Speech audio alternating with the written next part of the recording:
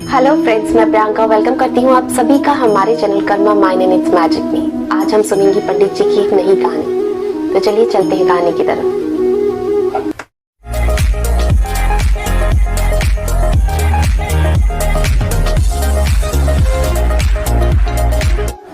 आज पंडित जी को ऐसी जगह से गीता का ज्ञान देने के लिए बुलावा आया है जहाँ नॉर्मली नॉर्मल लोग जाने की सोचते तक नहीं है।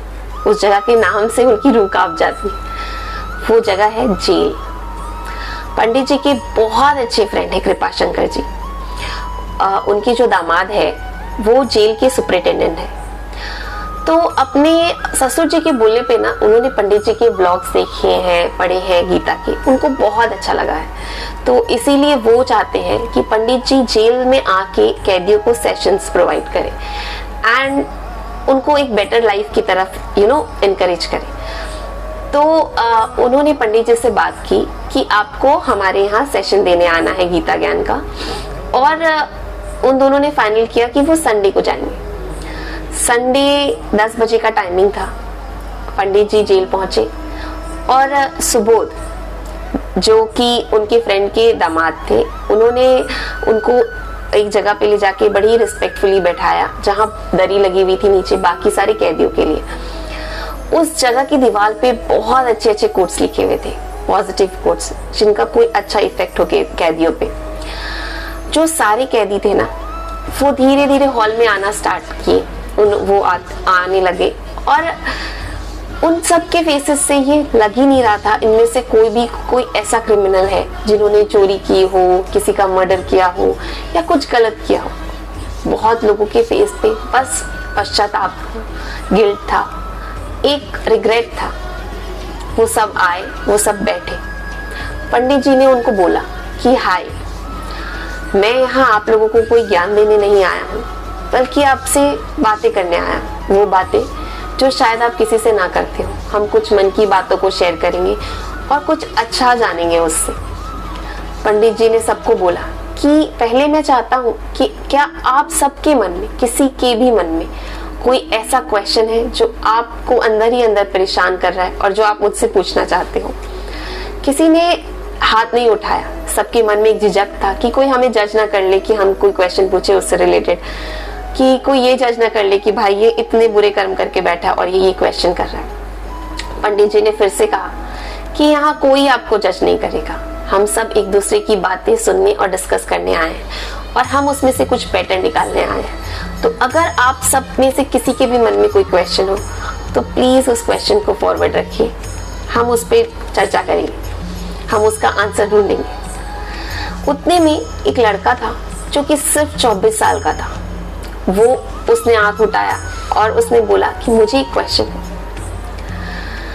मैं यहाँ जिस चीज के कारण हूँ, जिस गलती के कारण हूँ, उस गलती से मैं फिजिकली तो उसकी सजा काट रहा हूँ, बट मेंटली क्या मैं कभी रिहा हो पाऊंगा? क्या उसका पश्चाताप यहाँ से निकलने के बाद में भी कभी खत्म हो पाएगा? उस लड़के का नाम राहुल था। उस लड़के ने अपने मन की बात पंडित जी को बोली। पंडित जी ने उनको ये बोला कि क्या आप अपनी लाइफ के बारे में मुझे थोड़ा और बता सकते हैं? राहुल ने बोला कि पंडित जी, मैं एक बहुत अच्छी फैमिली से बिलोंग करता हूँ। मेरे घर में मेरी 2 बहनें हैं। मेरे फादर एक बहुत ही रेप्यूटेड इंसान है। हमारी लाइफ में सब कुछ अच्छा था। मेरी बहनें पढ़ाई में बहुत तेज है और मैं थोड़ा कम हूँ।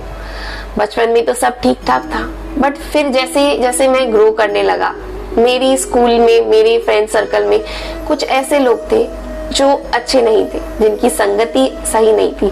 हम हमेशा बोलते हैं ना, हमें हमेशा हमारे आसपास ऐसे लोगों को रखना चाहिए जिनकी संगति सही हो, जो हमें कुछ अच्छा करने के लिए एनकरेज कर सके रेदर देन कुछ बुरा। तो पंडित जी को उसने बताया कि बुरी संगति के कारण धीरे धीरे उनको नशे की लत पड़ गई और नशे की लत के कारण वो इतने बेसुध हो गए कि वो कभी स्कूल से भाग जाया करते थे, गलत कामों में लग गए। कभी कभी स्कूल से कंप्लेन भी हुई क्योंकि वो नहीं रहते थे स्कूल पे। तो उनके पेरेंट्स ने टीचर्स को बोला, प्रिंसिपल को बोला कि हमें लास्ट वार्निंग दे दो, अब से ये ऐसा नहीं करेगा, और उसके कारण उनको फिर से स्कूल जाने की परमिशन मिली। बट उनको उस लत ने इतना बिगाड़ दिया था, इतना खराब कर दिया था कि वो अपने आप को कंट्रोल नहीं कर पाए। जैसे तैसे स्कूल चलो कंप्लीट हुआ, उनकी बड़ी बहन की शादी थी। उनकी बड़ी बहन की शादी के लिए उनके पेरेंट्स ने बहुत मेहनत से अपनी लाइफ की पूरी पूंजी लगा के कुछ कहने लिए थे। अब उनकी सिस्टर की शादी को जस्ट एक दिन बचा था और उनकी नशे की लत इतनी ज्यादा खराब थी कि उन्होंने वो सारे गहने उठाए, ज्वेलर को बेचे और उन रुपयों से खुद भी नशा किया, अपने फ्रेंड्स को भी नशा करवाया। इस चीज के कारण उनके पापा को हार्ट अटैक आ गया कि उनकी लाइफ टाइम की सारी कमाई वेस्ट हो गई।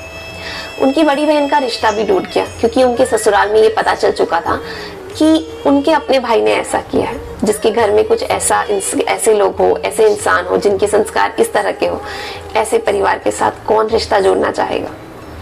अब राहुल का टेंशन ये था कि राहुल को इतना ज्यादा पश्चाताप हुआ उस चीज से कि मेरे कारण आज मेरे परिवार की ये हालत है।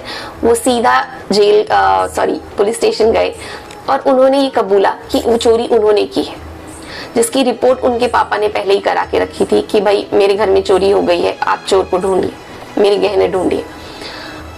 उनके पापा उन पे इतना ज्यादा गुस्सा थे कि उन्होंने उनकी बेल तक नहीं कराई, उनको छुड़वाया नहीं और जेलर को बोला कि इसको यहीं रखो, ये यहीं रहने के लायक है, इसने इतना बुरा कर दिया है हम लोगों के साथ, हम सबकी जिंदगी खराब कर दी है। और उस चीज का दुख राहुल को इतना ज्यादा था कि वो बोलते हैं कि शायद फिजिकली तो मैं यहाँ सजा काट लूंगा, बट मेंटली मैं कैसे फ्री हो पाऊंगा इस बर्डन से कि मैंने अपने परिवार के साथ इतना बुरा किया। तब पंडित जी राहुल को गीता का ये श्लोक सुनाते हैं।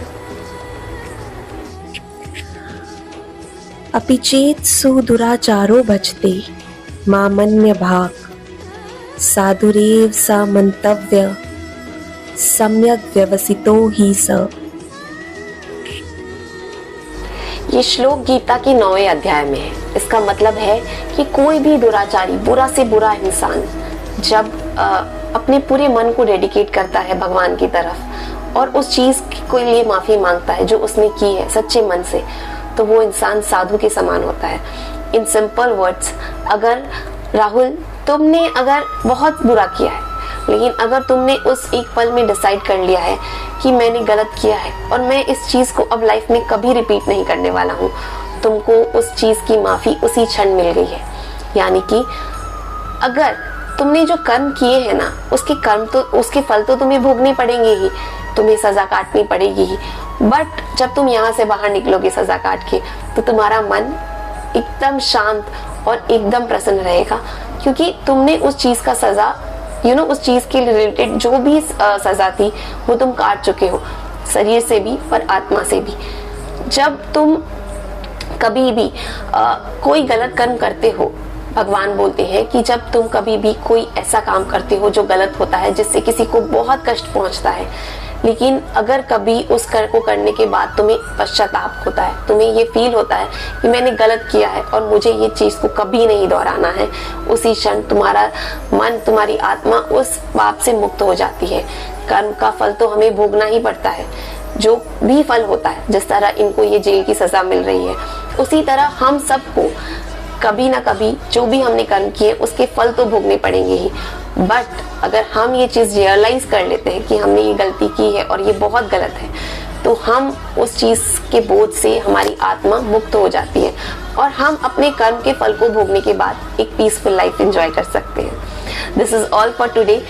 आई होप ये स्टोरी आप सबको पसंद आई हो, और अगर आप सबको अच्छी लगी हो तो प्लीज इस चैनल को सब्सक्राइब कीजिएगा, वीडियो को लाइक कीजिएगा और अपना प्यार लुटाते रहिएगा।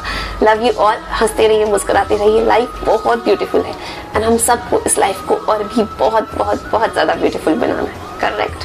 Bye bye.